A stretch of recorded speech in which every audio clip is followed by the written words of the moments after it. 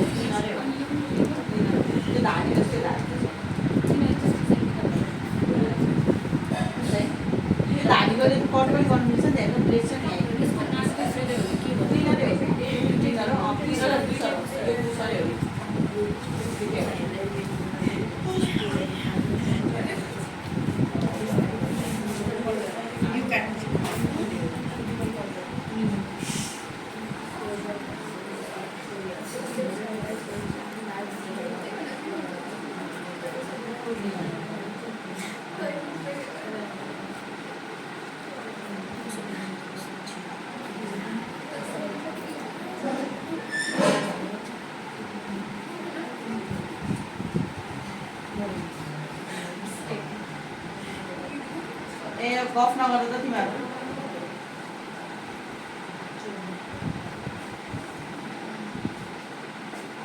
तिमीहरूले चाहिँ एकछिन ट्रेनिङ गर्न लगाउने अनि मात्रै पकाउने सबै गए पनि यहाँ बराल कुराल गरेँ निरामा दुईजनालाई ट्रेनिङ गर्नु मन्सु पनि है अर्को नयाँ आएछ है उसको पनि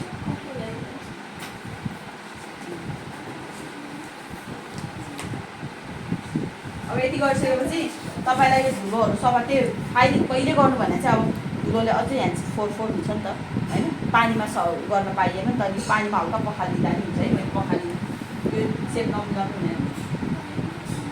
फाइलरै काम गरेको छ नि अब हाम्रो फाइलरले एकछिनमै काम गर्छ म भुलिएर आउँछु ल फाइलर त्यसले एकछिनमै स्वास्थ्य गरेपछि भइहाल्छ टाइमै लाग्दैन सबै नेललाई यसरी फाइलिङ गर्ने नेलको सेप बनाउने होइन बनाइसकेपछि अब पालो आउँछ हाम्रो मसाज गर्ने है मसाज क्रिम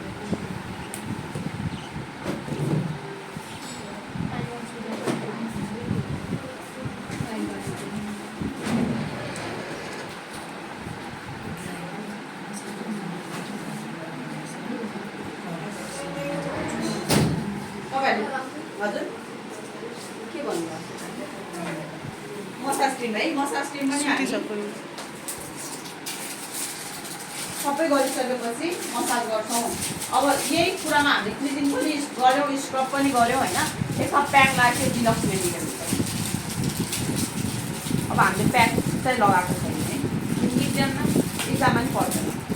इक्जाममा चाहिँ क्लिनिङ स्क्रब त पर्दैन त्यही पनि क्लिनिङ स्क्रबले हात सफा देखाउँछ नि त त्यही भएर गराइदिनु छ त्यहाँबाटै गराइदिनु त्यहाँको म्यामहरूले पर्दैन क्लिनिङ स्क्रब किन गरिराख्ने भन्यो भने परेन तर गराउनु किनभने सफा देखिन्छ नि त छिटो गर्नु ढिलो नगर्नु होइन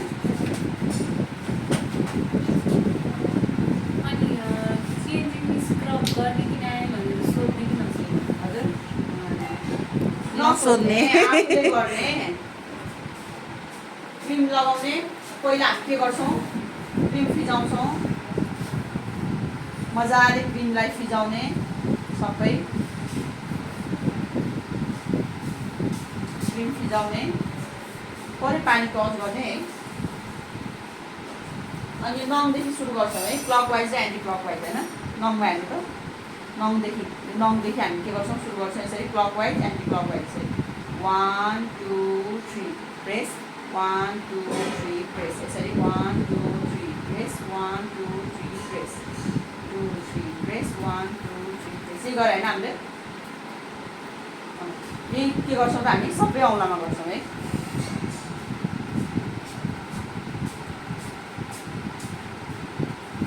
मसाज अगाडि पछाडि चाहिँ पर्न सक्छ है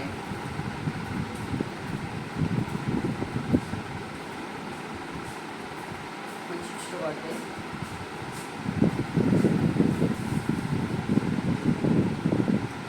मेन फोकस नेललाई चाहिँ नछोड्नु है तपाईँहरूले किनभने नेल साइनिङ देखिनु पऱ्यो हेर्दा राम्रो देखिनु पऱ्यो अनि बाँकी पार्टमा पनि कसै कसैको यस्तो चर्केको फुटेको छ भने त्यो सफा गरिदिनु पऱ्यो म्याम त्यो व्हाइट कलरको डस्टबिन फुल्स आउँछ नि लिक्विडवाला वाटर नलाइदिने पलिस चाहिँ केही नलाइदिने ल पछि पनि पलिस लगाएर चाहिँ रिजल्ट नदेखाउने पलिस लगाएर चाहिँ नदेखाउने यो गरेपछि हाम्रो यो चाइनिज ब्यान्डल भयो पिन्चिङ है यसरी पिन्चिङ गर्नु सबै औँलामा कुचुकुचको काम है म त पार्लरमा नि गराउँदिनँ नि त उसले गराउँछु प्रायः है कमै गराउँछु खुट्टामा झन् म त्यति गराउँदिनँ यो भयो त्यसपछि रबिङ गर्दा के छ त हाम्रो यसरी चोराउँला 3 चोटि 1 2 3 1 यो झट्का दिने ल यसरी 1 2 3 गर्ने 1 छोको कि नछोको यस्तो गर्ने होइन है तपाईँको के हुनु प्रेस जानु पऱ्यो कि यसरी 1 2 3 है 1 2 3 चाइनिज ब्याङ्गल यसरी यो चाहिँ खाउँ हामीले सङ्गिदिनु क्या हामीले यो बिचबाट चाहिँ यसरी तान्ने है यसरी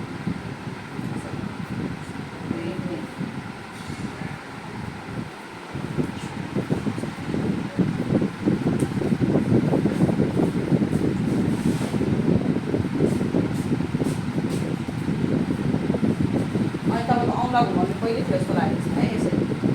राउन्ड 1 2 3 स्टप 1 2 3 स्टप है 1 2 3 स्टप 1 2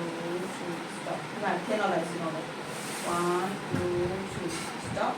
1 2 3 है अब इक्जाममा मैले भन्न खोजेको चाहिँ यसरी चल्न थाल्यो भने तपाईँहरूको टाइम धेरै वेस्ट हुन्छ है अब यो हामीले क्लाइन्टलाई चाहिँ गर्नुपर्छ क्लाइन्टलाई त रिल्याक्स चाहिन्छ होइन उसलाई त मजाले टाइम दिएर गर्नुपर्छ है यो भयो त्यसपछि कुन सानो पिन्चिङ पनि भयो है तान्ने पनि भयो त्यसपछि समातेर यसरी गर्नेवाला यति गर्दा उयोलाई कान्छोला समात्नु पर्दैन यसरी मात्रै यसरी दिनु त्यसपछि हामी बटरफ्लाई मसाज जान्छौँ यसरी यो हत्केलामा यसरी बटरफ्लाई मसाज है अनि हत्केला उसमा पाममा त्यसपछि यो पाममा है पाममा यसरी 1 2 3 लगाउने है यता एकचोटि फेरि 1 2 3 गर्ने अनि यो राउन्डमा ठ्याक्कै पिज्जामा बुझाउँलाले यसरी 1 2 3 press clockwise anti clockwise 1 2 3 press त्यसपछि यसरी मार्ने त्यसपछि अर्को एउटा भनेको यो एकदम रिल्याक्सिङ पोइन्ट हो है यो चाहिँ तपाईँहरूले बुझ्नुपर्छ किनभने हाम्रो हत्केलाको नसा चाहिँ हरेक चिज हाम्रो बडीको सबै पार्टतिर खुट्टासम्म फिटेको हुन्छ क्या नसाहरू अनि यसरी खिच्दा चाहिँ कुनै तपाईँलाई मुटुलाई त्यसले चाहिँ राम्रो गरिराखेको हुन्छ कुनै मृगौलालाई राम्रो गरिराखेको हुन्छ होइन बडीको सबै पार्टमा राम्रो गर्छ अनि यसरी है यदि हत्केलाको काम सिकेपछि हत्केलालाई यसरी मार्ने त्यसपछि हामी माथि हातकोमा जान्छौँ हातमा पनि के छ भने तपाईँहरूको नोटमा हेर्दा एकचोटि क्रिम फिजाउने छ जर्नल स्ट्रोक भनेको क्रिम फिजाउने हो यसरी हातलाई यसरी सपोर्टमा राख्ने त्यसपछि यसरी क्रिम फिजाउने त्यसपछि तपाईँको नारीमा चाइनिज ब्यान्डल यसरी घुमाउनु है अनि यसरी मार्ने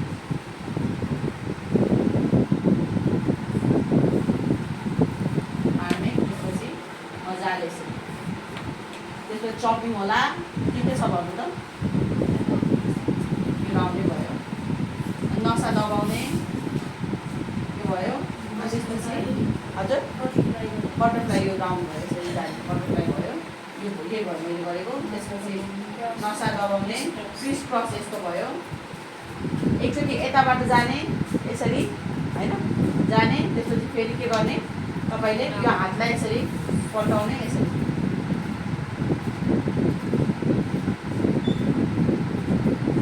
नसा दबाउने है यसरी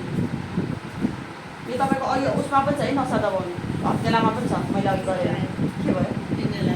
यसरी है नसा दबाउने तिमीमा पनि यसरी नसा दबाउने त्यसपछि के छ त्यसपछि तपाईँको चपिङ होला होइन यसरी चपिङ अनि यो गर्दा चाहिँ तपाईँले हातलाई चाहिँ सपोर्टमा राख्ने ल यसरी सपोर्टमा राख्ने कि त आफ्नै हातमा यसरी सपोर्टमा राखेर एउटा हातले गर्दा पनि हुन्छ यसरी सपोर्टमा राखेर नभए आफ्नो खुट्टामा यसरी सपोर्टमा राखेर दुईवटा हातले यसरी पेट पल्टाउने चपिङ है चप्छु है चपिङ सम्झिँदा चाहिँ त्यसपछि यो मेनिक्योर र पेडिक्योर चाहिँ क्लाइन्टले गर्दाखेरि कति टाइम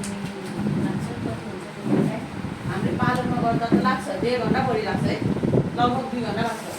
मजाले टाइम दिँदै गर्नुपर्छ नि त, तर इक्जाममा त्यस्तो टाइम दिएर बसेर 4 घन्टामा 2 घन्टा एक बनायो भने के गर्ने? रबिङ गर्दा एउटा स्प्रिङ छ नि, यस्तो गर्नु कस्तो मजा आउँछ, यस्तो गर्ने तान्ने क्या, यस्तो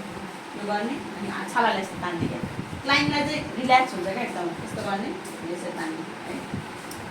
अनि त्यसपछि पिन्चिङ यसरी चिमाक्ने है, पिन्चिङ सक्दैन चिमाक्ने पिन्चिङ गर्ने भन्छ त्यस्तै गर्ने, यसरी पिन्चिङ गर्ने। कस्तो सफा सफ्ट भयो नि। अनि त्यसपछि भाइब्रेसनहरू त्यस्तै भाइब्रेसन मसाजको स्टेप याद गर्नु त गाह्रो हुँदैन नि, सजिलो छ, त्यस्तो गाह्रो छैन है। अनि त्यसपछि इक्जाममा यो सबै गरेर नबस्ने क्या, सर गर्ने सिधै हाल्ने। त्यसपछि कुइनामा यसरी राउन्ड 1 2 3 राउन्ड गऱ्यो, हातलाई यसरी राखेर घुमाउँदै यसरी यसरी 1 2 3 क्लकवाइज एन्टी क्लकवाइज 1 2 3 यसरी 1